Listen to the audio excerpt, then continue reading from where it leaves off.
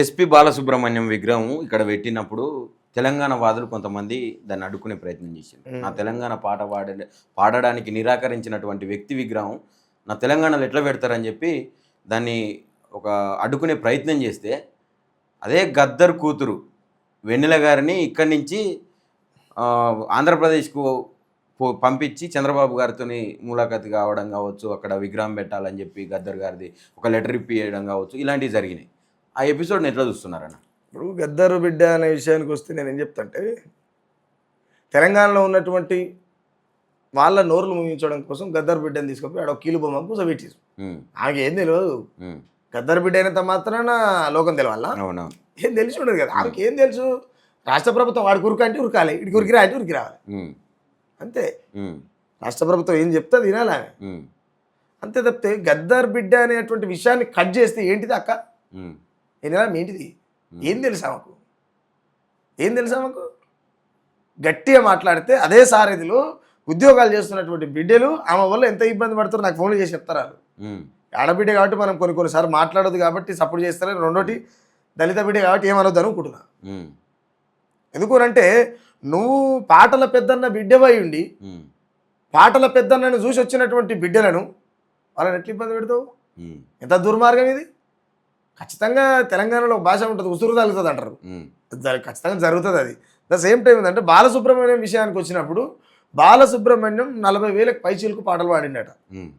నేనైతే ఆయన పాటలు ఏం లేదు, మా తెలంగాణకి అక్కడ వచ్చే పాటలు అయితే కావాలి. వినలేదా? నేను వినలే బాలసుబ్రహ్మణ్యం పాట. నేను ఇన్న పాటలు అన్ని మా అయ్య భాగవతం పాటలు పాడి తిన్నా, మా అమ్మ కలుపుజేల పాటలు పాడి తిన్నా, మా ఏమంటారు మా ప్రాంతం నక్సలైట్ల ప్రాంతం, నక్సలైట్ల పాటలు విన్నా, ఎర్రజెండా పాటలు విన్నా, మా ఏమంటారు బహుజన ఉద్యమాల పాటలు విన్నా, ఇవే విన్నాం. అంటే సుక్కరామ్ నరసయ్య ఒక్క సినిమా పాట వినలేదు. నేను అసలు విననే వెళ్ళి అన్నాడు. ఆ సినిమా పాట వల్ల విన్నాము అని అంటే ఆర్ఆర్ఆర్ మూర్తి వింటాం. బాలసుబ్రహ్మణ్యం సింగర్ అని తెలుసు, ఆయన తెలియదు, తెలుసు కానీ నేను ఆయన పాటలు వినడిలే. ఎందుకంటే ఆయన ఒక స్త్రీకి ఉండే అవయవాలను పోల్చుకుంటూ పాడుతుంటాడు పాట. నిన్న పృథ్వీవన్న ఎవరు అంటారు, పృథ్వీవన్న కాదు పాశం గారికి అన్న అంటుండు, ఈ అమ్మ గిసంటోడు ఈడేం పాట కాడరా నాయన అనిపించింది నాకు అది కూడా ఇట్లా పోల్చుకుంటూ పాడతాడని పాశం గారికి అన్న ఆ యూట్యూబ్లో చూస్తే ఆయన అంటుంటే అయినా నేను ఆయన పాటలు కూడా నేను ఎందుకు ఏమంటానంటే 40,000 పాటలు పాడినటువంటి బాలసుబ్రహ్మణ్యం శాకాహారి, క్లియర్గా మంచిగా 40,000 పైచీలకు పాటలు పాడినటువంటి బాలసుబ్రహ్మణ్యం శాకాహారి, శబ్దం మాంసాహారి, శబ్దం మాంసాహారి, బాలసుబ్రహ్మణ్యం స్వరం శాకాహారి. మరి శాకాహారి అయినటువంటి స్వరాన్ని మాంసాహారి శబ్ద తరంగాలకు తలిగినప్పుడు అపవిత్రమైతాయి కదా. మరి 40,000 పాటలు అపవిత్రమైన పాటలేగా, పవిత్రం ఎట్టయితాయి? అవునా కదా? 100%. ఇప్పుడు మనం నిష్టగా ఉండాలంటే ఉల్లిగడ్డ కూడా తినవే. మరి శబ్దం 100 మాంసాహారే. ఇప్పుడు డప్పెట అది మాంసాహారి శబ్దమే కదా. మాంసాహారి శబ్దం శాకాహారి స్వరాన్ని ఎట్టగలిపిన బాలసుబ్రహ్మణ్యం. మా బుడి కళల్లో నవిలి ఊమిచ్చినటువంటి పాటను నువ్వెట్ట నవిలి మింగినావు? మళ్ళా మా లాలాజలాలలో నాలింది కదా, మా నాలికల మీద నాణ్య పాటను నువ్వు ఎట్లా నవిలి మింగినావు? తుక్కిళ్ళని మింగి బతుకుడింది నాకు అర్థం కాదు. ఆ తుక్కిళ్ళని మింగిన బొమ్మలు పెడితే మనోళ్ళు పోయి గొప్పలు చెప్తారు. ద సేమ్ టైం రేవంత్ రెడ్డికి ఆయనకైతే అసలు అని నేను ఏమనాలో కూడా అర్థమవుతుంది. నాకు బూతులు మాట్లాడడానికి లేదు కాబట్టి, వాళ్ళ బూతులు మాట్లాడేదంటే ప్రపంచం మీద లేని బూతులు రాసి కూడా తిడుతుంది నేను. రేవంత్ రెడ్డి అంత పగ నాన్న, పగ మీన్ నీ అస్తిత్వం కోల్పోతుంది. నీ అస్తిత్వం అంటే నీ తల్లేయా, నీ తల్లి, నీ బిడ్డో, నీ ఇల్లాలో, లేకపోతే ఇంకేదో. ఆత్మగౌరవం అంటే అమ్మతో సమానం అంటారు కదా. తల్లి కొంగు చూస్తుంటే మరి కొడుకు ఎట్లా చూస్తుండు? మరి కొడుకు అనొచ్చా ఎట్లా అంటావా? కాబట్టి అందుకు బాధ అనిపిస్తుంది నాకేమన్నా. ఏంది నాకేం కోపం అన్నా. ఇప్పుడు ఎన్టీఆర్ స్టాచ్యూ విషయానికి వస్తే ఏం చెప్తావు ఎన్టీఆర్ గురించి? ఇప్పుడు నేను మాట ఇచ్చిన మాట నిలబెట్టుకున్నా అని చెప్పి రేవంత్ రెడ్డి గొప్పగా చెప్తున్నాడు. మైత్రివనం సర్కిల్లో ఎన్టీఆర్ విగ్రహం పెడతా అని చెప్పి జూబ్లీ సెలక్షన్లో చెప్పిండు, అది నిలబెట్టుకున్నాడు. అయితే నేనేమంటున్నంటే, తెలంగాణకు సంబంధం లేనటువంటి వ్యక్తులు వీళ్ళు. చంద్రబాబు నాయుడు కావచ్చు, వెంకయ్య నాయుడు కావచ్చు, రోసయ్య కావచ్చు, కిరణ్ కుమార్ రెడ్డి కావచ్చు, రాజశేఖర్ రెడ్డి కావచ్చు, పవన్ కళ్యాణ్ కావచ్చు, ఆయన ఎవరు ఇప్పుడు నువ్వు చెప్పిన ఎన్టీ రామారావు కావచ్చు, తెలంగాణకు సంబంధం లేనటువంటి వ్యక్తులు. బతకలేక పొట్ట చేత పట్టుకొని మన గడపలలోకి వచ్చి బిచ్చం ఎత్తుకొని బతికి వెళ్ళాలి. అవునా?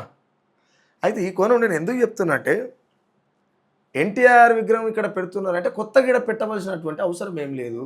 ఉమ్, ఆయన బొమ్మలు చాలా ఉన్నాయి తెలంగాణలో. ఉమ్, ఏపీగా ఉన్నప్పుడు ఎక్కడ పడితే అక్కడ పెట్టిరు, వాళ్ళకి నచ్చిన కాడలో పెట్టిరు ఉమ్, కదా. ఉమ్, నేనేమంటానంటే ఇక్కడ కొత్తగా పెడుతున్నారంటే దీన్ని డైవర్షన్ పాలిటిక్సే.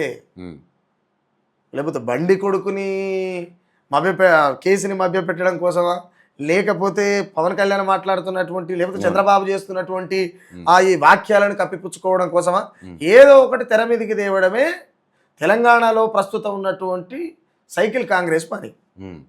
అంటే ఒకటి ముందలేస్తే దాన్ని డైవర్ట్ చేయడానికి పబ్లిక్ ని వేరే రేవంత్ రెడ్డి అంటేనే డైవర్షన్ అన్న. ఉమ్, ఉమ్, రేవంత్ రెడ్డి అనే దానికి డెఫినేషన్ ఇప్పుడు సంగతి గుర్తుపెట్టుకోరు, తమిళ కూడా అదే పెట్టుకోరు. ఉమ్, రేవంత్ రెడ్డి అంటేనే డైవర్షన్, ఉమ్, పరిపాలన కాదు ఆయన.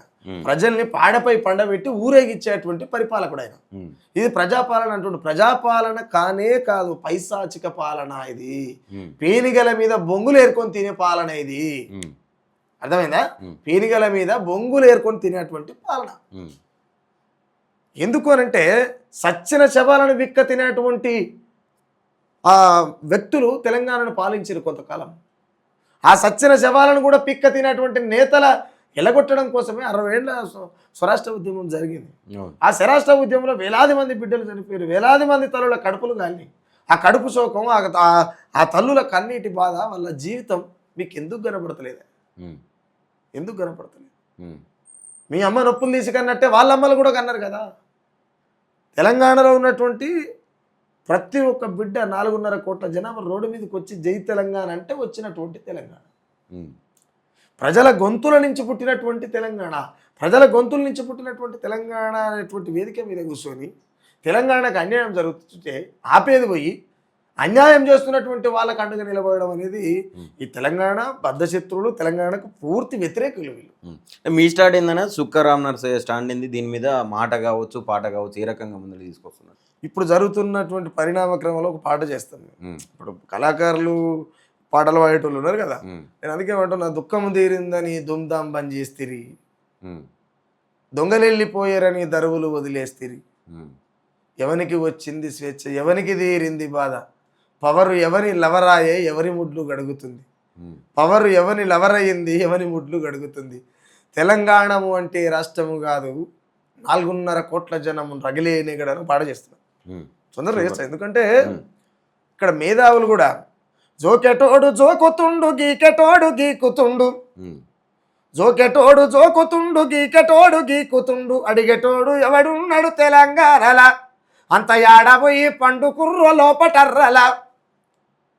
అంటే ఈ కొడుకులంతా ఏడవరు, ఆ పాటలు చెప్తా. ఉమ్. మేధావి వర్గం ఒకటి ఉన్నది. కొంతమంది మాత్రమే తెలంగాణకు అన్యాయం జరుగుతున్నది, తెలంగాణ వాదానికి అన్యాయం జరుగుతున్నది, ఆత్మగౌరవానికి అన్యాయం జరుగుతున్నది మళ్ళీ అని చెప్పి ఒక తెలంగాణని విఫల రాష్ట్రంగా చూపించే కుట్ర జరుగుతున్నది అని చెప్పి కొంతమంది బయటికి వెళ్తా ఉన్నారు. అదే చర్యల భాగంగా పవన్ కళ్యాణ్ కావచ్చు, ఈ ప్రొఫెసర్ నాగేశ్వర్ విషయంలో దానికి సంబంధించి పవన్ కళ్యాణ్ మీద మాట్లాడినటువంటి మాటలకు కౌంటర్గా నిన్న ఒక ప్రెస్ మీట్ జరిగింది ప్రెస్ క్లబ్లో. మేధావి వర్గం ఎవరైతే కొంతమంది బయటికి వెళ్ళి మాట్లాడినరో వాళ్ళందరినీ కూడా ఇష్టానుసారంగా ఎవరు ఇంతవరకు అయితే నేను చూడలేదు వాళ్ళని అనగా పాశం యాదగిరి అన్నని అరే తొరే అనడం కావచ్చు, ఇష్టానుసారంగా మాట్లాడినరు కొంతమంది జనసేన నాయకులు. ఏం చెప్తారన్నా దీని మీద? పాశం యాదగిరి లాంటి వాళ్ళని వరైతోరే అని మాట్లాడారా? అమ్మ ఎవరైనా ఆయన పేరేంది?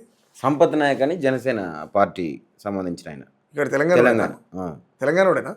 తెలంగాణ అంటున్నాడు. తెలంగాణలో పుట్టి తెలంగాణ అస్తిత్వం కోసం జీవితాలు త్యాగం చేసినటువంటి, జీవితం అంతా ఎక్స్ప్లెయిన్ చేసుకోడు, తెలంగాణ జరుగుతున్నటువంటి అన్యాయాన్ని ఎక్స్ప్లెయిన్ చేసుకుంటేనే బతుకుతుండు పాశం యాదగిరి అన్న. ఆయనను పట్టుకుని ఆయన అంటే వాడు ఎంత మూర్ఖుడే.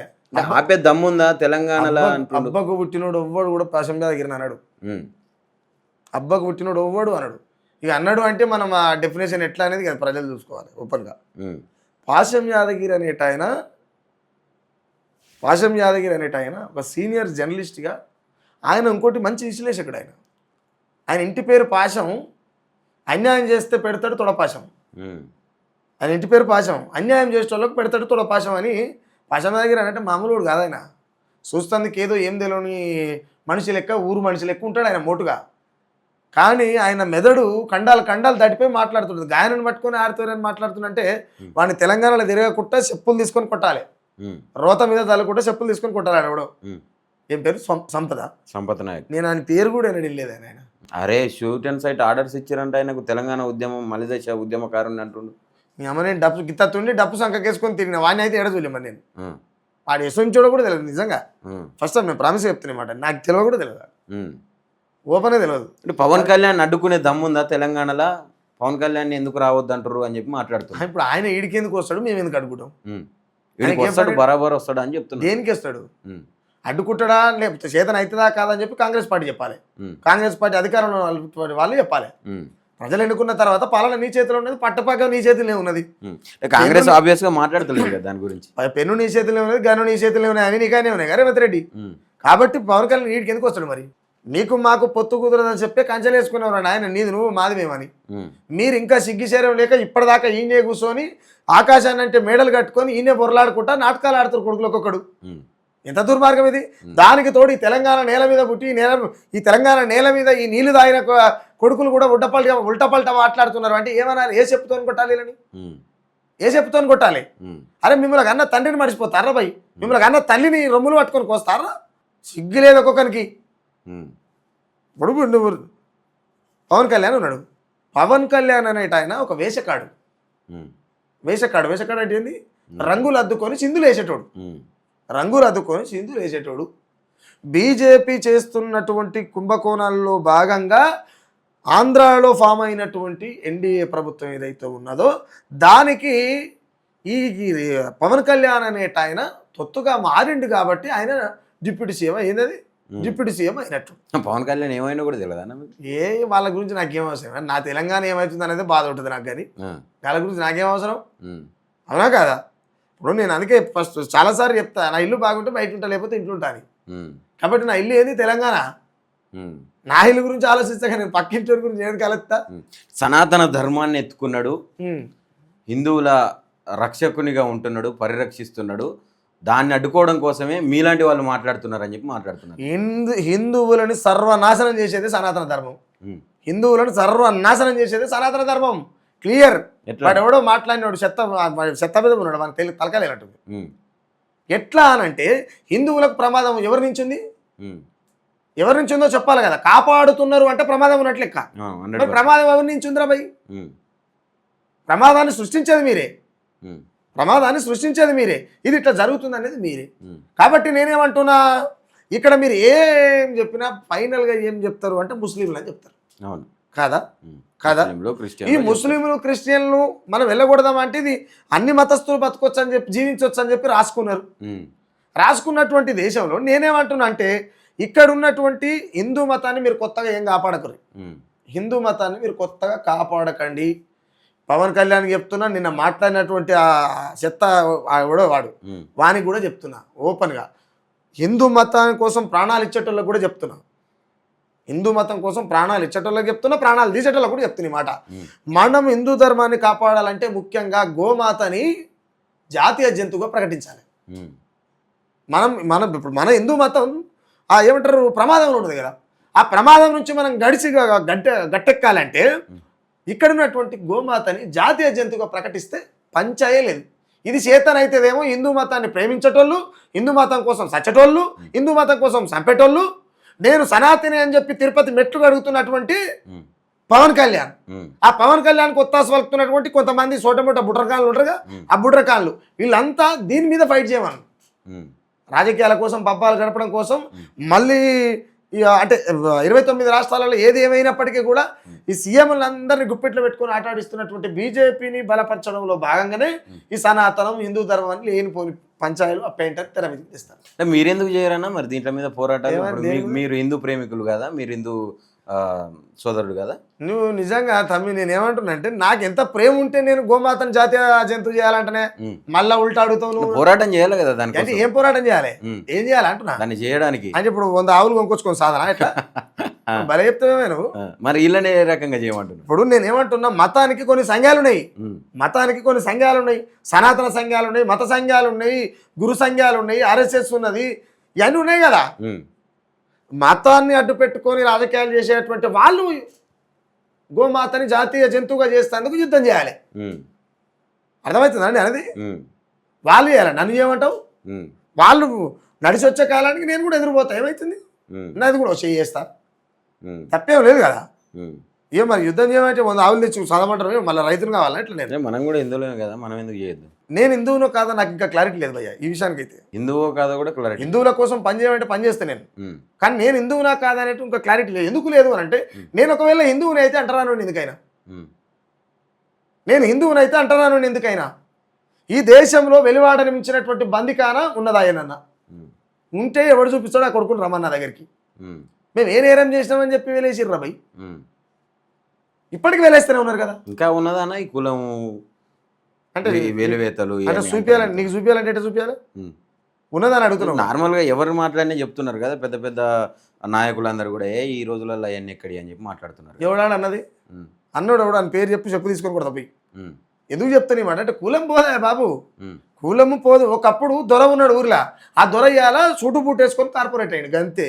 వేషం మారింది, వాడి కడుపులో విషయం మారలే. మీరన్నట్టుగా మతాన్ని అడ్డు పెట్టుకొని రాజకీయం చేస్తున్నది బీజేపీ. అంటే అవును, బీజేపీలో కూడా మేము అందరికి టికెట్లు ఇస్తున్నాం, అందరికి సమన్యాయం చేస్తున్నాం అని చెప్పి మాట్లాడుతున్నారు కదా నాయకులు. బీజేపీ అన్ని కులాలకు టికెట్లు ఇస్తున్నాం, ఉమ్, అందరికీ చేస్తున్నాం. ఉమ్. అదే కదా ఇప్పుడు అవును, అన్నాడు. అయితే నేనేమంటున్నంటే అన్న, మాయలత అనేట ఉంది కదా మొన్న ఫోటో, మాధవీలత. ఆమె ఉంది కదా. ఉమ్, ఒక ఆయన ఏం చేసి ఒక ఇంటర్వ్యూలో, మీకు అసలు అంటే మీరు ఇంత పెద్ద సీట్ మీకు ఎట్లా ఇచ్చారు అని, నేను హోమాలు చేసిన, అమ్మవారి టెంపుల్ కట్టిన, రాముని అది చేసిన ఇది చేసిన అని చెప్పింది ఆమె. మీరేమి ఇట్లా చెప్తారు, ఎవరి నమ్మాలి మరి మేము, ఉమ్, నేను ఎవరిని నమ్మాలి, నేను నన్ను నమ్మే ప్రజలకు నేను ఏం చెప్పాలి ఉమ్, చెప్పు, నువ్వే చెప్పు మరి ఎటనో మరి. అది ఉమ్, ఎవరికి ఇచ్చారు టికెట్లు, ఉమ్, వాళ్ళ సంఘాలు నాగటానికి ఇస్తారు. ఉమ్, రెండోటి నేను ఏం చెప్తాను, ఇక్కడ ఉన్నటువంటి ఇద్దరు కేంద్ర మంత్రులు కదా, కిషన్ రెడ్డి కావచ్చు, బండి సంజయ్ కావచ్చు, ఇక్కడ మాట్లాడుతున్నటువంటి కొంతమంది ఉరుగా, వీళ్ళు డైరెక్ట్ పోయి అమిత్ షాని కలిసే స్టామినా ఎవరికైనా ఉంది, ఒక్కరి పేరు అని చెప్పాము జరమయ్య గారు దండం పెడతాం, ఉమ్, ఒక్కరి అమిత్ షా ముట్టుకుంటే అడగాలని ఉమ్. ఏం మాట్లాడతావు. అమిత్ షా ముట్టుకోడా? జనాలకు చూడ ఒక పోజు ఇవ్వడం కోసం భుజం మీద చేసినంత మాత్రాన ప్రోమలు ఉల్కపోస్తారు అనేది తప్పు నాయన. ఉమ్, ఏదో తెలంగాణలో ఎట్టి పరిస్థితుల్లో వాళ్ళ పాగా ఉండాలి కాబట్టి రెండు కేంద్ర మంత్రులు ఇచ్చిరు, వీళ్ళు ఉలికేది లేదు పలికేది లేదు. ఉమ్. తినేవరా బసం అంటే తిన్నా, పన్నెవరా బసం అంటే పని అయిపోయింది కథ.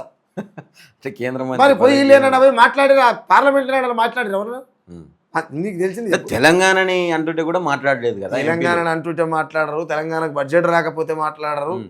ఏది ఏమైనా బీజేపీ ఎవరికి టికెట్లు ఇస్తుందంటే, ఉమ్. అక్రమాలు చేసేటోళ్లకు, అవినీతి చేసేటోళ్లకు, రేపులు చేసేటోళ్లకు, మానభంగాలు చేసేటోళ్లకు, గుళ్ళను కట్టేటోళ్లకు, ఏదేమైనా ప్రజల్ని భక్తి అనేటువంటి విముక్తి లేనటువంటి వ్యవస్థలకు నెట్టే మనసులకు మాత్రమే ఇస్తుంది. ఉమ్. ఇది క్లియర్ అన్న ఇది కొంచెం పక్కన పెడితే, ఇప్పుడు మొన్న